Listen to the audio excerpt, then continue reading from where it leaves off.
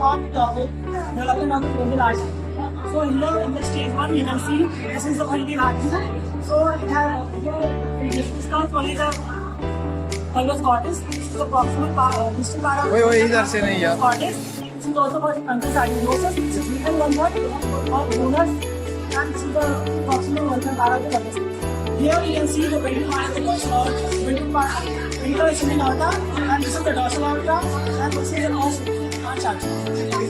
Here you can see the ventral aorta is just to form the aortic sac. So, in front of the midgut, there is a ventral aorta, and behind there is the dorsal aorta. Here you can see the 6 pharyngeal arches.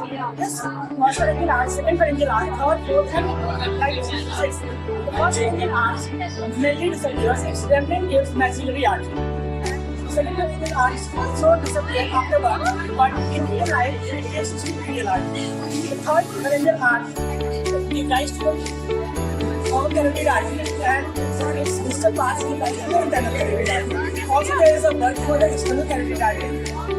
The fourth pharyngeal artery on the right side forms a subclavian artery along with the thoracocervical artery. Also, the fifth pharyngeal artery completely disappears, and the sixth pharyngeal artery on the right side gives rise to the pulmonary artery on the right side, and also gives rise to the lungs valve. But there is anomaly of the right subclavian artery. Like the right anomaly of the right subclavian artery, there is a disappearance of this right subclavian arches. So the formation of the right subclavian artery takes place on the distal part of the, and it forms a rings, muscular rings around esophagus, during the anesthesia and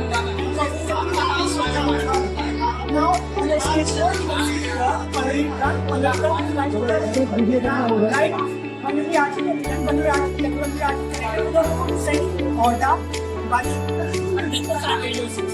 This is the ductus arteriosus. This forms ligament in the afterwards. So this is called ductus arteriosus.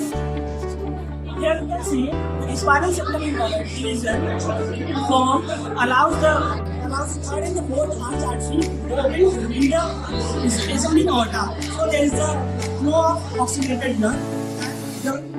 This sixth arch artery opens in the dorsal aorta. So there is a flow of the deoxygenation.